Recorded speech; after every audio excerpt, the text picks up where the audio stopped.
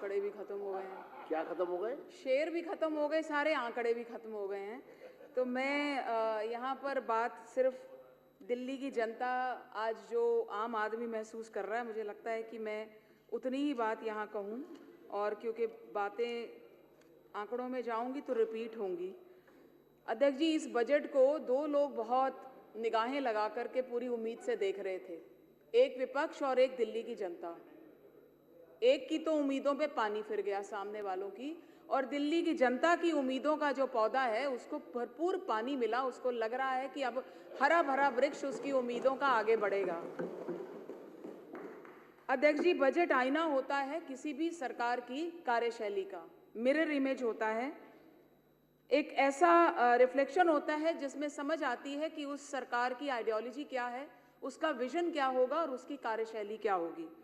मुझे बहुत गर्व होता है आज जब हमारी आदरणीय मुख्यमंत्री जी ने इस बजट को पेश किया, तो ये देखकर कि मेरी पार्टी की विचारधारा जो ये कहती है कि सरकार सत्ता के लिए नहीं है, सेवा के लिए है, और पंक्ति में बैठे हुए अंतिम व्यक्ति तक पहुंचना ही सरकार का ध्येय होता है, उसको पूरा इस बजट में उतारा गया है।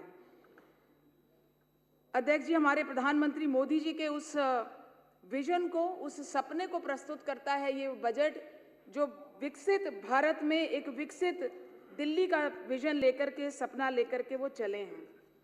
और ये बजट हमारी आदरणीय मुख्यमंत्री रेखा गुप्ता जी और उनकी सारी काउंसिल ऑफ मिनिस्टर्स की पूरी टीम की कार्यशैली को भी दर्शाता है, और ये बजट दिल्ली की जनता की उम्मीदों और आकांक्षाओं पर भी पूरा खरा उतरता हुआ दिख रहा है।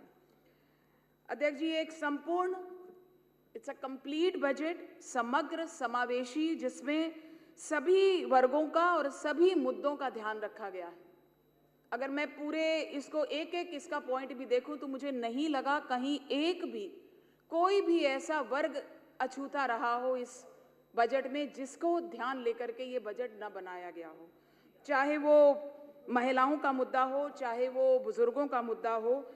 महिला हूं तो महिलाओं के लिए जो मेरी पार्टी ने संकल्प लिया उसका विषय एक बार जरूर रखना चाहूंगी कि समृद्धि योजना जो एक सम्मान योजना है महिलाओं के लिए, मुख्यमंत्री मातृवंदन योजना, सीसीटीवी कैमरास लगना 50,000 उसकी सुरक्षा के लिए, टेक्निकल यूनिवर्सिटी का बनना, और विडोज और वेमेन इन डिस्ट्रेस के लिए 10,000 का अलग बजट रखना, सखी निवास के नाम पर जो हॉस्टल्स बनने हैं उनकी बात होना, और पेंशन 2500 से 3,000 बढ़ना।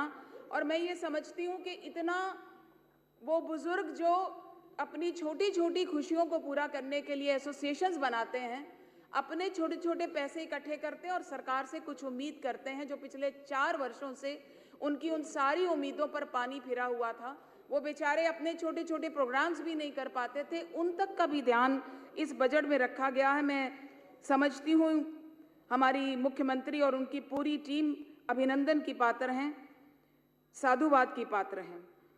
पिंक टिकट्स की बात की गई, मैं एक ज़रूर अपना इसमें कहना चाहूँगी आदरणीय मुख्यमंत्री जी, आपने बहुत कुछ महिलाओं को इस बजट में दिया है।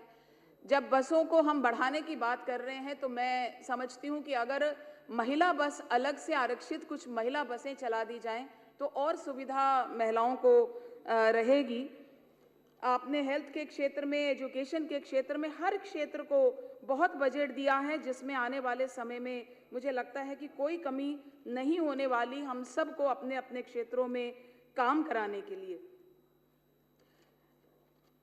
अध्यक्ष जी, मैं समझती हूँ आज माँ यमुना, रेखा जी और सबको जिन्होंने इस बजट में माँ यमुना की इतनी चिंता करते हुए बजट दिया और उसको साफ करने की बात की, वो आज आशीर्वाद दे रही होंगी और सोच रही होंगी कि अब कोई आया मेरी सुध लेने पहुंचा, क्योंकि उसका दम घुट रहा था, लेकिन उसकी चीत्कार सामने बैठे हुए पार्टी के पूर्व मुख्यमंत्री और इनके मुखिया को नहीं सुनती थी, उसको भी ये वोट बैंक की राजनीति के रूप में लेते थे। मैं समझती हूँ कि वो जो राहत की सांस महसूस कर रही होगी, जैसे दिल्ली की जनता आज राहत महसूस कर रही है, और दिल्ली की जनता अपनी पीठ खुद ठोक रही है, आज अपने आप को धन्यवाद दे रही है कि उन्होंने एक बहुत अच्छा निर्णय 8 फरवरी को दिल्ली को करके दिया और जिस सरकार को चुन करके भेजा वो एक कुशल संरक्षक है उनकी उन उम्मीदों की भी और दिल्ली की भी। तो इसलिए मैं जो ये बात कह रही हूँ वो दिल्ली के जन जन की बात कह रही हूँ। एक बार वो पिछले महीने 8 फरवरी को खुश हुए थे, उत्साहित हुए थे, और इस बार 25 को उन्होंने फिर से अपने आप को बहुत हर्ष और खुशी के माहौल में पाया और खूब प्रशंसा की और पूरा अभिनंदन किया हमारी सरकार का। मैं एक बात अवश्य इसमें कहना चाहूँगी अध्यक्ष जी कि इस बजट में एक महिला मुख्यमंत्री होने का पुट साफ दिखाई देता है, झलक साफ दिखाई देती है।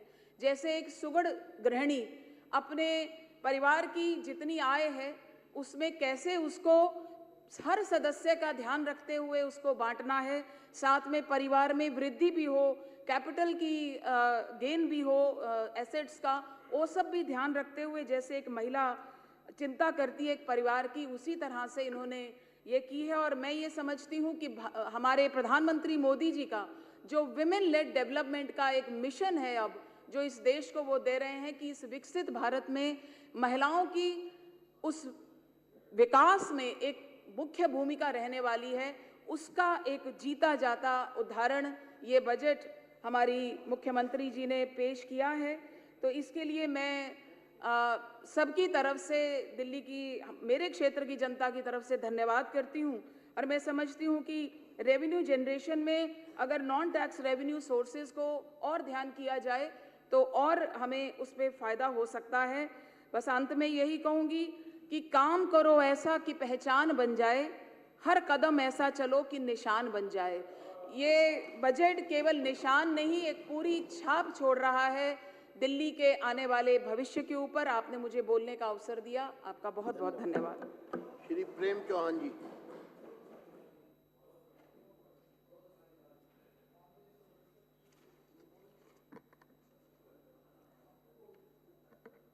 अध्यक्ष महोदय जी, आपने मुझे मुख्यमंत्री महोदय जी द्वारा प्रस्तुत बजट 2025-26 पर बोलने का अवसर दिया, उसके लिए मैं आपका आभार व्यक्त करता हूं। सर्वप्रथम मैं आपके माध्यम से इस सदन का ध्यान कुछ खास बिंदुओं पर आकर्षित करना चाहता हूं। अध्यक्ष जी, किसी भी शहर को जब हम खूबसूरत बनाने की कोशिश करते हैं या बनाते हैं